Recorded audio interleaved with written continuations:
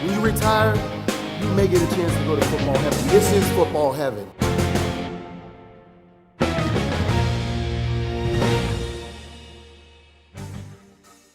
Hello and welcome to the Pro Football Hall of Fame's 2021 NFL Draft coverage. I'm your host, Jameer Howerton of the Mission Podcast. And guys, all week long, we're going to be bringing you some NFL Draft coverage from some of the draft analysts best in the business. I'm talking about NFL Network, Fox Sports Network, and of course, our Pro Football Hall of Famers, reliving their draft experiences as well as breaking down this year's talent that's heading into the 2021 NFL Draft.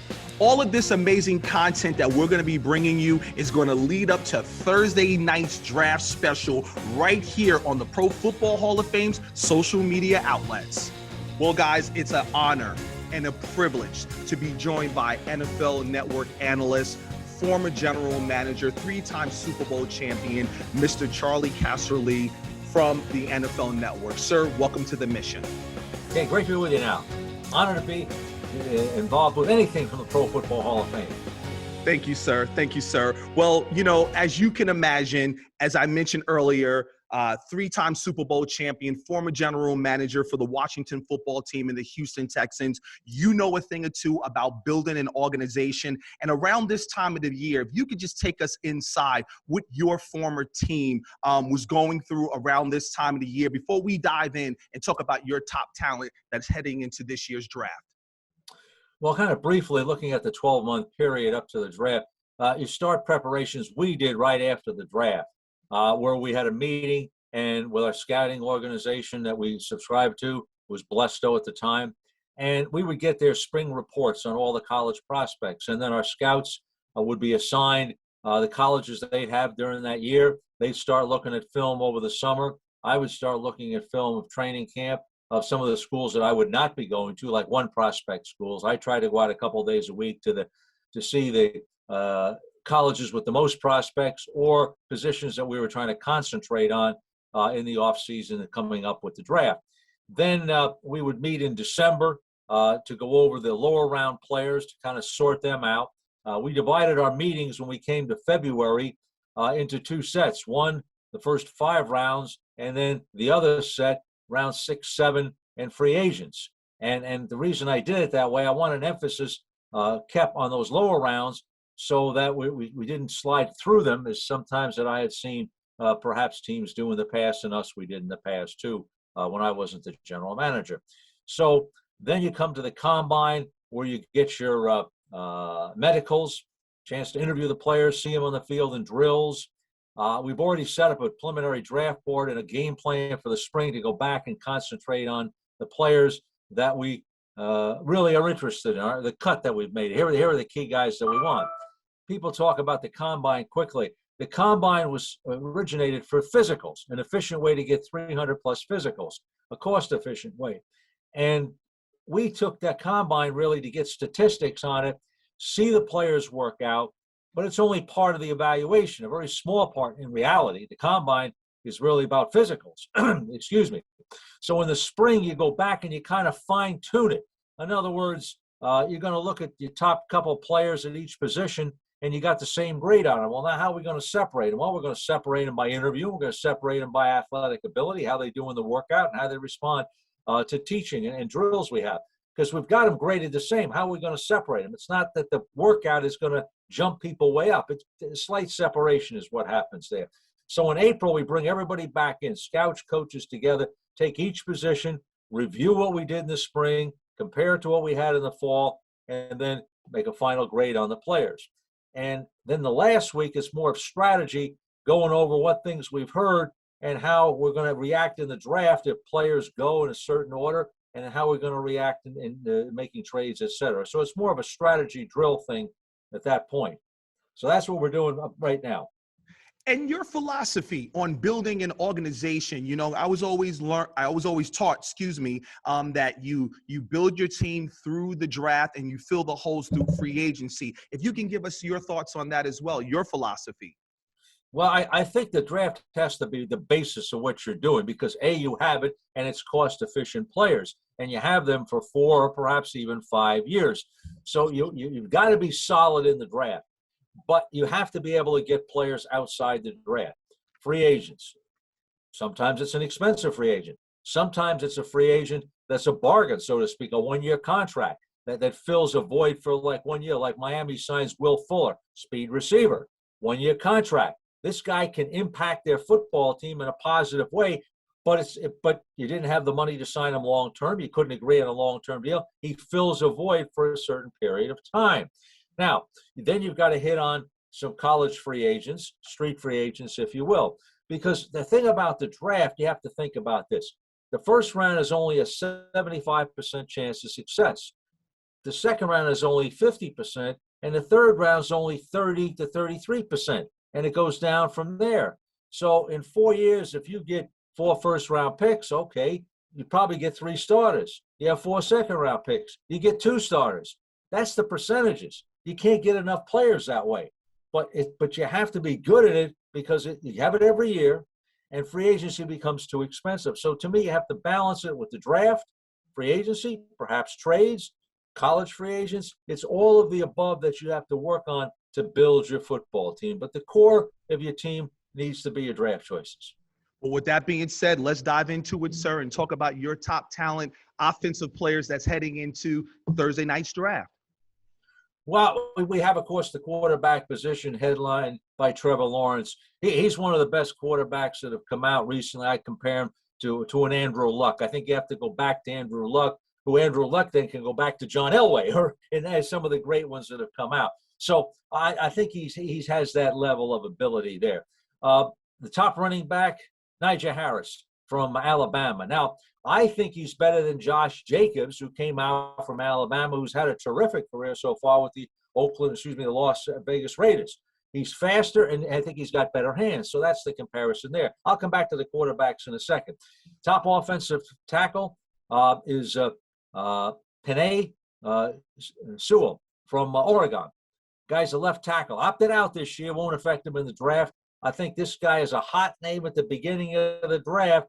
I've put him in a mock draft to Cincinnati, but is somebody going to go over Cincinnati and take him? That's a possibility, I think, there. Wide receiver, you kind of have a few guys in there together. You got Jamar Chase from LSU, sat out the year, but a dynamic receiver. Then you've got the 2 Alabama receivers. Devonta Smith, I compare him to Julio Jones. And Jalen Waddle, I compare him to Tyreek Hill. Kind of different styles, but outstanding players. And then Kyle Pitts from Florida, maybe the best non-quarterback position player in the draft. And this guy, to me, is better than Travis Kelce, who's playing with the Chiefs. And that's a heck of a statement to make. That he's a better blocker. That's the difference. So those are some of your top offensive players. At quarterback, I want to mention a couple other names quickly, though. Kyle Wilson, BYU, second-rated quarterback. I polled 23 teams in the league. Trevor Lawrence was 23 first-place votes. At a change at the last minute, Kyle Wilson dropped to 22 second-place votes. Justin Fields was the third-ranked quarterback in the survey out of Ohio State. The fourth was Trey Lance from North Dakota State. And Mac Jones, who may go third in this draft to San Francisco, was the fifth-rated quarterback. So those are some of the names that you're going to hear early in this draft on Thursday night. And looking on the other side of the ball, defensive players, who do you see as some of your top talent guys that you evaluated? Yeah, well, the number one guy to me is Micah Parsons from, and it may be Micah Parsons, I apologize, from Penn State. Linebacker, instincts, that's what he's got. He's got instincts in the running game, instincts as a blitzer, instincts as a pass rusher, and a cover guy. Now, I haven't seen him in man coverage. I've just seen a lot of zone, but I've seen him turn and run with tight ends. I've seen him run and move the receivers. So the guy's got speed and athletic ability, so I think he can cover. Then the cornerback, Patrick Surtain. Excellent zone guy, excellent press guy. You don't really see him an off man, but those two things in what he asks him to do, he's terrific in there. Caleb Farley from Virginia Tech, to me, was the best cornerback on tape because I saw him play man, press, and zone and be good. But I don't have a time on the guy, and that bothers me a little bit because Chase Claypool of Notre Dame ran by him, who had a good time at the combine, but he didn't play as fast as a 4.4 that he timed in. I think that's what he timed in a year ago. So I don't think you should get beat by him deep there. The inside tackle, to me, the position is Christian Barmore from Alabama, physical guy, Deron Payne went in the middle of the first round to Washington. I think he's better than him. I don't think he's going to go there. I think he's going to go in the 20s or even made the high second round because a lot of teams aren't looking for that position. But I like his ability to be stout against the run, and I think he's got some pass rush ability. The outside edge position, Kwity Paye from Michigan. I think he's the best rusher, most explosive guy. I've seen him line up all across the board in a four-man front and be successful as a nickel defensive tackle or as a rush guy on the outside. So those are some of the names that I think you'll see early in the draft. Maybe Barmore you won't because of the position. As you mentioned earlier about free agency, and when you look at 2021 free agency, number one, who do you think made a splash, and who do you think is going to be that player that's going to come in and impact their team, their new team, excuse me? Yeah, well, I want to include some trades in there because you almost have to do it. So let me talk quickly about trades. I think Carson Wentz is a guy to watch here. Now, at one point, this guy was going to be the MVP of the league, okay, and then he gets shipped out a couple years later, and he's still a young guy. I think it's a couple things. I think it's him grasping the system he's in, running the football, getting him involved in play action, getting him involved with plays outside the pocket on bootlegs, and him understanding, hey, I got to start from scratch and work hard and listen and pay attention and delve into and accept what I'm going to get. And I'm not saying he didn't do those things, but, he can't assume because once he was on the pinnacle of greatness, he's still there. I think Indy will protect him. Pass protection was terrible last year. Indy will have a better set of receivers in the running game. So he's going to a team that's ready to win and win big. And he might be the one that can take him to the next step. So Matt Stafford, guy has never gotten the credit I think he deserves. Now, unfortunately, the Rams have kind of dismantled a lot of the good players they have, and they're counting on a lot of young guys. So as this isn't the same team that beat Seattle in the playoffs, maybe they can get back to that, and hopefully they can for their sake. But I think Stafford gives them an upgrade over Goff. So that's a couple things there. I'm going to talk about the Patriots here. I think the Patriots won 7 games last year with a talent that wasn't as good as 7 games. They're a playoff team right now if they can get winning quarterback play. They had to address skill positions and the front 7. And they did it magnificently, I thought. Hunter Henry, he's the best tight end out there.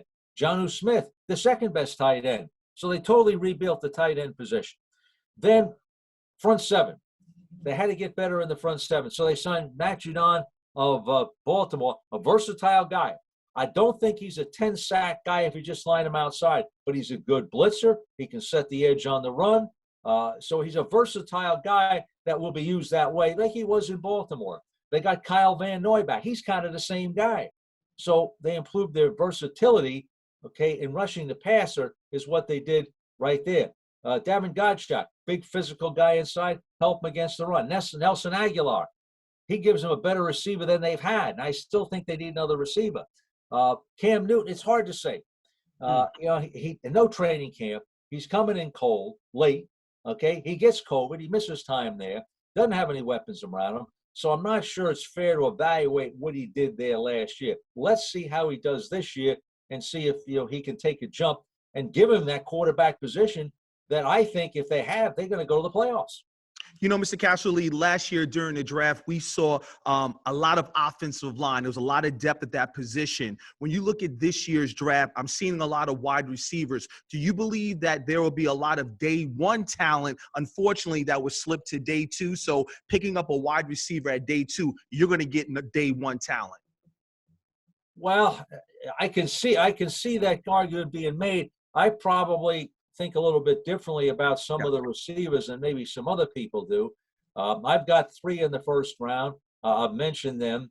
And then you've got Kadarius Toney from Florida, who I think is a first rounder. Compare him to Justin Jefferson a year ago. People didn't think Jefferson could make anything but a slot. He came in and he was a star. So I think Toney's got that ability. But, Rashard Bateman, Terrence Marshall, these are guys I think that are on the verge of first to second round. I have them more in the second round, but I think at the end of the first round, they're possible guys that could go. There's always a lot of phone calls. I know there was a lot of dealing, moving up during draft positions from team to teams the week leading up and the night of the draft. Who do you see possibly making those phone calls and moving up and trading draft picks and trading draft positions? Well, I'm going to go with the Seattle Seahawks for one team as an example. Well, they have 3 draft choices, okay? But John Schneider's a master at moving back. I think the 2017 draft, he went from 7 to 11 choices. I think that's what he's going to do. He's going to move back and accumulate choices. Now, here's the thing, though.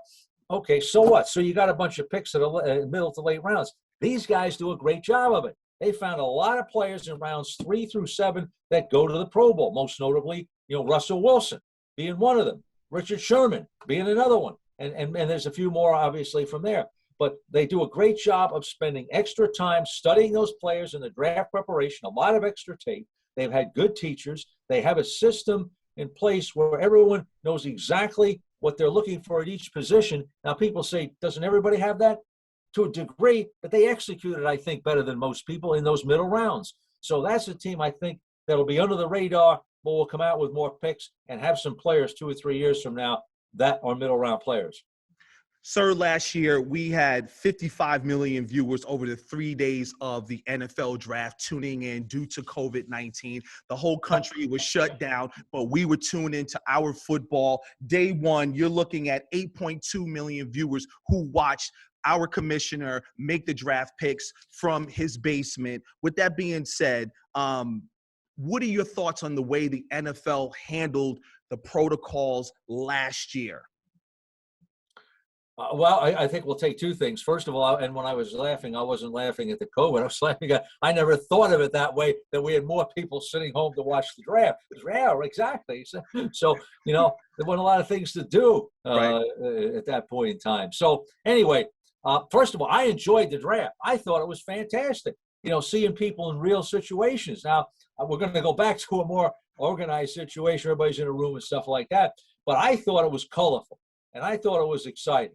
And you got Belichick with the dog sitting there. Is the dog making a pick? Is Belichick making a pick? What's going on with that? The commissioner, sometimes when you have that level, people forget you're human. Hey, he's home. He's in his basement or wherever he is, his man cave, so to speak. I thought it was great. Now, during the season, I was on a committee of former executives and coaches and players that the league asked to look at certain situations, give them advice on, whether it's roster size or, how do you decide whether a team plays a game Sunday or not if they've got some players out with COVID. If we don't play a season, what's a playoff format? So they bounced a lot of things off us, and we gave them our recommendations. And I give the NFL an A++. Okay, one, they first of all, we're going to play. That's it. We're going to play, and they played every game. That's right. And to do that, you had to have an expanded roster, and you had to have more liberal moving players up and down on game day. They did both, and that gave them a tremendous advantage. The second thing is you're playing. That's it. There's no excuses. So that forced teams to make sure they followed protocol. Now, some teams didn't. They got fined heavily. They lost some players. So, but everybody seemed to come around at a certain point in time, and we learned things. The game was not transmitted. The COVID was not transmitted during games. People are outside. Okay, that should have told us something. The age group maybe told us something too. Masks helped. Okay, when masks weren't on, COVID was transferred. Most of the COVID was transferred away from the facility, but there was some that was transferred when people weren't wearing masks. Now we got vaccinations. It's a whole different ballgame going now. But the NFL gave it was a triple plus for everyone involved. I think what they did. They had. I was told this now. Vaccinated almost 1 million. Almost 1 million tests. Every failed test or problem came from people not following protocol. That to me told us a lot. Thank you for that. Well, Mr. Casserly, behind me is the 1996-2012 NFL draft clock that was actually used for the draft. So leading into my next question with you, sir, I want to take a trip down memory lane on some of your past drafts on drafts that you may have hit on or you may not have hit on. But I have on the clock 2003, your first pick, 3rd overall. Tell us about that pick, sir. Well, that's Andre Johnson, right? That's right, it is. That's right, it is. And he's going to be coming up for the Hall of Fame next year, is it? Yes, sir. Well, he should go in the Hall of Fame. How about that? Okay. That's why we have it up. I wanted to get your Thank take. you. All right, then. Andre Johnson was a lot of things. First of all, as a person, he's off the charts. Quiet young man when you first meet him, but got a great sense of humor, and once he gets a beat, he'll open up, and he's a great person. Unbelievable work ethic. Unbelievable. I mean, this guy, to me, is Jerry Rice now. He didn't play for the 49ers. He played for an expansion team. But he had size. He had speed. He could catch every single pass. You could run this guy in the middle. You could run him deep. He could make runs after the catch. So he was a versatile guy, could line up at multiple positions, could take over a game. And, got to a certain point when Gary Kubiak came in, hey, we're going to get him the ball. And he did. Never played with a Hall of Fame quarterback. Never really played with a Pro Bowl quarterback for that matter. So tremendous accomplishments, tremendous person. I don't have a vote, but if I did, I'd be voting for him. I'll guarantee you that. So, but he was a good one. Well, a couple other quick things. The Champ Bailey, with the New Orleans, where they gave us their whole draft minus a second they didn't have.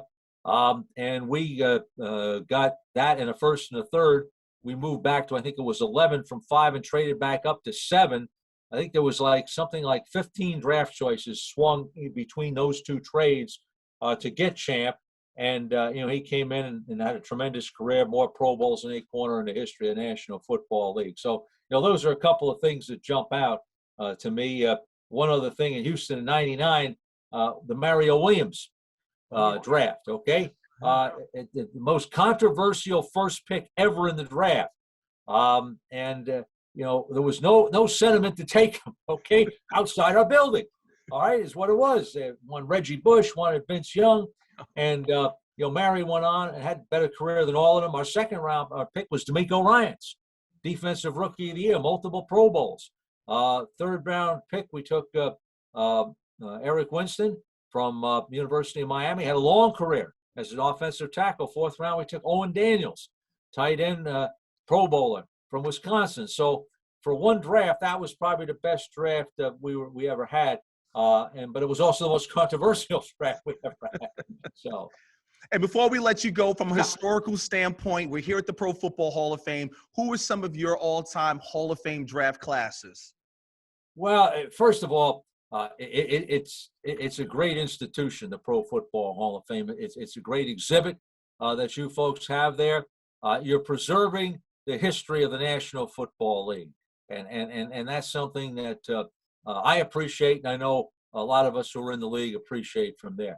But when you talk about a favorite draft class, now I got to be prejudiced, okay? You see all this stuff behind me. The Washington football team used to be called the Redskins. It's the Washington football team. But anytime when I was in the league and a, quote, Redskin, Washington football player, got inducted into the Hall of Fame, that was my favorite class. I mean, we had George Allen and Joe Gibbs as coaches. Chris Hamburger, who was long overdue, had like 9 Pro Bowls and took him forever to get in. But he got in, thank God. Art Monk, who, when he retired, was the leading receiver in the history of the National Football League.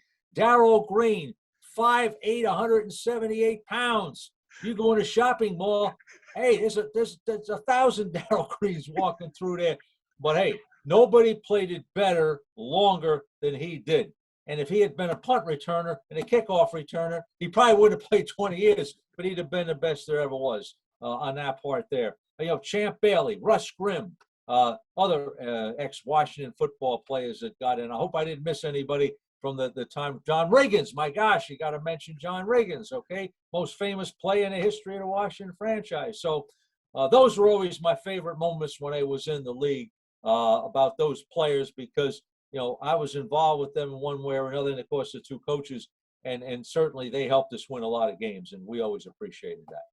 Well, Mr. Casserly, we want to thank you so much for your time. We're so grateful of it. And we want to let everybody know to follow Charley on Twitter. Follow him at Charley Casserly. And the NFL Network will be providing live coverage of this year's 2021 NFL Draft from Cleveland, Ohio, April 29th through May 1st. Mr. Casserly, thank you for your time and have a great broadcast this year. All right. Thank you very much. Appreciate you having me.